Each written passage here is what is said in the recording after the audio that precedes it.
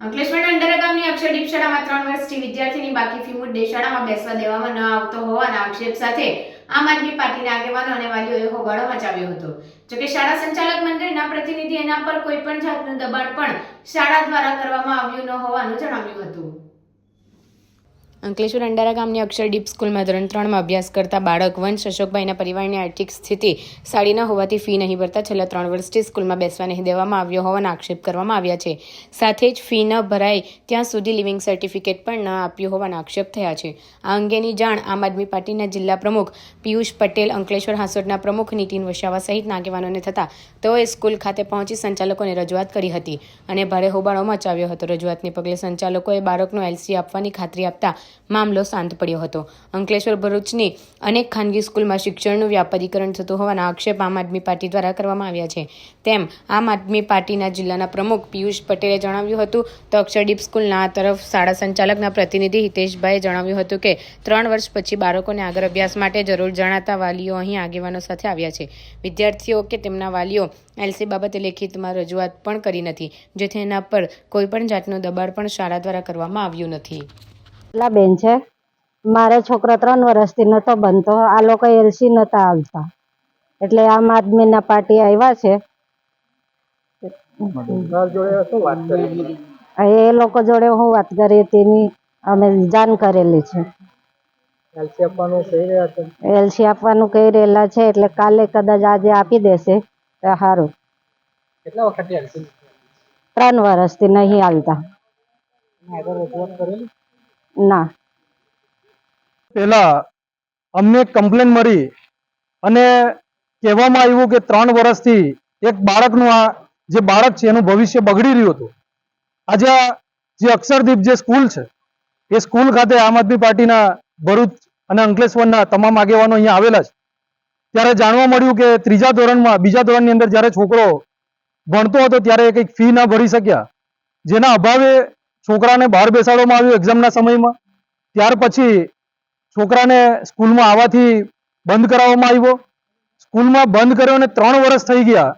3 વર્ષથી એનું એલસી પણ આ લોકોએ આપ્યું નથી સ્કૂલની ફી ના ભરવાના કારણે, જેના કારણે 3 વર્ષથી આ બાળકનું ભવિષ્ય બગડી રહ્યું હતું।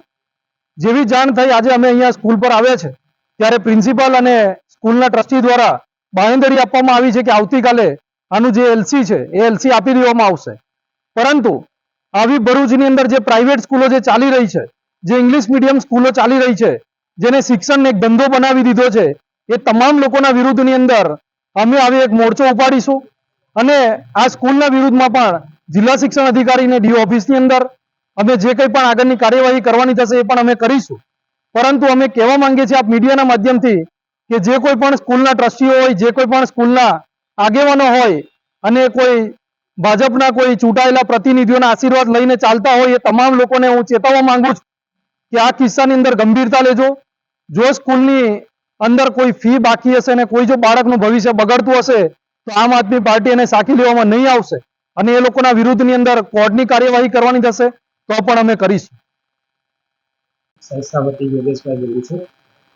હાલમાં જે વાલી અને જે પક્ષોને લઈને અહીંયા હાજર થયા હતા એ વાલીએ કેટલા સમયથી એના વિદ્યાર્થીની ખૂબ ફી બાકી હતી। અમે વિદ્યાર્થીની ફીમાંથી કોઈ પણ વિદ્યાર્થીને અમે પરીક્ષામાં બેસવા દેવામાં આવશે નહીં એનું અમને રોકી શકતા નથી। ખૂબ ફી બાકી હતી અને આ વાલી 3 વર્ષ સુધી 3 વર્ષ પછી અત્યારે એલસી લેવા માટે જ્યારે વિદ્યાર્થીને આગળ ભણવાનું થયું ત્યારે એલસી લેવા માટે 3 વર્ષ પછી અત્યારે અહીંયા અમારી સંસ્થા પર હાજર થયા હતા। બરાબર, અમે એલસી આપવાની ના પાડી નથી। અત્યારે 3 વર્ષ સુધી કોઈ પણ વિદ્યાર્થીની એલસી અમે રોકી નથી અને આ વિદ્યાર્થી 3 વર્ષ પછી 3 વર્ષની અંદર આ વિદ્યાર્થીએ અમને લેખિતમાં એલસી મેળવવા માટે કોઈ અરજી પણ કરેલ નથી। બરાબર, જો અરજી કરીએ તો અમને એલસી મૂકી ના શકે ને, અમે એલસી આ વિદ્યાર્થીને ક્યાંથી આપી દીધી હતી, પણ આ વિદ્યાર્થીની ફી બાકી છે। વારંવાર કહેવા છતાં ફી આ લોકોએ ભરી નથી। બરાબર, અમે કોઈ પ્રકારની એલસીનું રોકાણ કરવા માટે એના માટે કોઈ પ્રકારનું વાલીને ડિમાન્ડ કર્યું નથી। બરાબર, અને આ પ્રમાણે આજે વાલીને બધા બહારના વ્યક્તિઓ જે પાર્ટીઓને લઈને આવ્યા હતા એ ખોટું છે। સંસ્થાની બદનામી ખોટી કરે છે આ રીતે। અમારી સંસ્થા તો હાલમાં પણ ખૂબ વિદ્યાર્થીની ફી બાકી છે, છતાં બી અમે એન્યુઅલ એક્ઝામ લઈએ છીએ, બધી પરીક્ષાઓ લઈએ છીએ। પ્રાઇવેટ સંસ્થા છે, પરીક્ષા જ્યારે આવે ફી બાકી હોય તો એક્સપાયરી નોટિસ વાલીને આપી શકે.